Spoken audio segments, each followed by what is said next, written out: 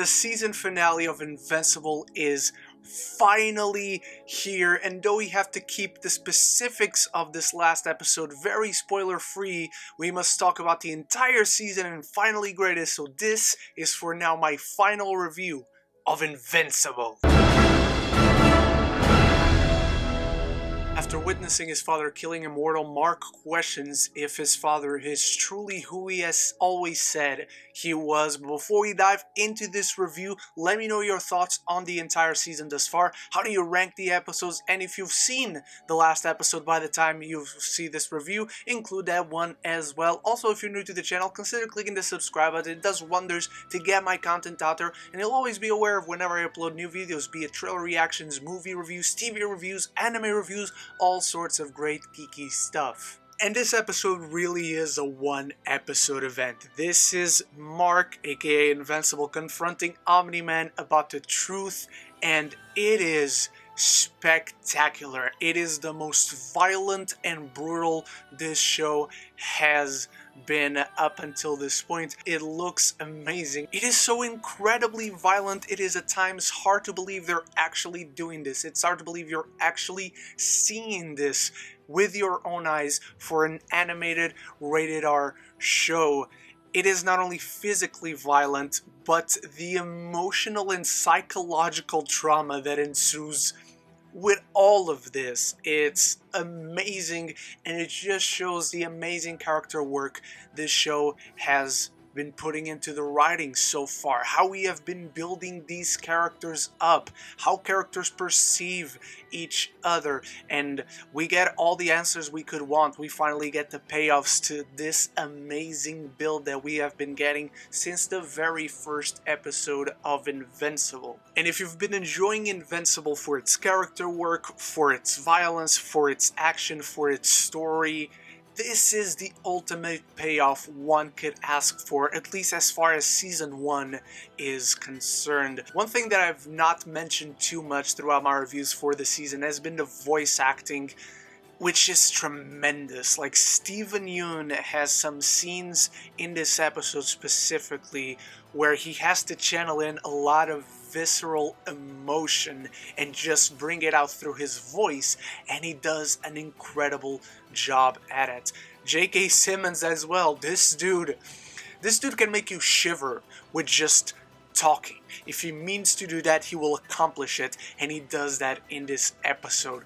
It is not only spectacular on the surface, but it's the nuance, it's underneath the surface, it's what lies beneath that really brings about the real qualities of this show. And it might feel too simple, maybe uneventful as I'm speaking, but once you see the episode, it is actually tremendous. There's so much that happens in this that we cannot talk about, but the ultimate payoffs are here. The setup of where this series will eventually go starts to be built right here in this episode. And I will say this, as far as the episode as a whole, it does leave you with a big impact. It knocks it out of the park with a big punch.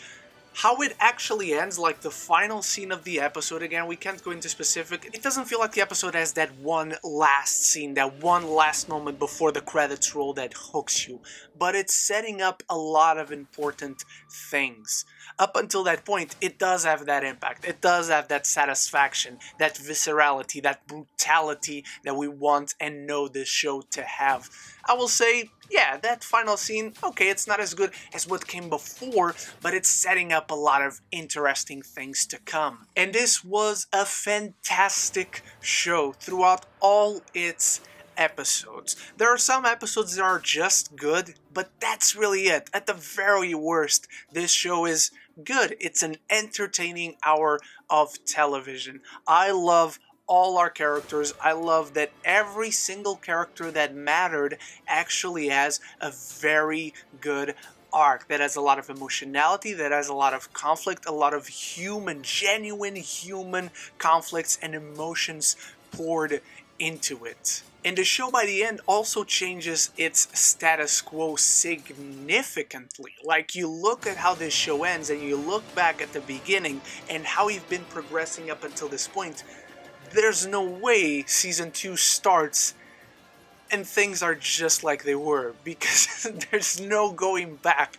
after episode 8. It's just how significant it is to the world and to the characters, and how invincible the show has been building them up and changing everything as we went along. My one issue, if I had to pick something with the show as a whole thus far, is that its world building, it's maybe not the best I've seen in the world. I care a lot about world building, but it's also not the worst. I watched this show because of the violence, of course. I love my violence. It's action, I love my superhero stuff, but these characters are so amazing and they are so nuanced, they are so interesting and flawed, and I love seeing them progress. I love the twists and turns. I love all the surprises that this show had to offer, and I still have no fucking clue who John Hamm is playing in this show, but you know what? Maybe he'll be in season 2. And also, after this finale, I would like to officially announce I will start reading the comics before we ever get a season 2, which I really do need it to get here ASAP, because I need to get back into this world as soon as possible. The season finale of Invincible is a one-event episode, but that one event is oh so satisfying, oh so traumatic, and oh so brutal to watch. It satisfies your most primal cravings and your most basic desires of when watching a show like this, and I need season 2 yesterday. I cannot wait to get back with Mark and with the Guardians of the Globe and with every single new character that they're about to introduce and all these stories that they set up for season 2. I'm craving more Invincible, and I'm giving season 1 of Invincible an A.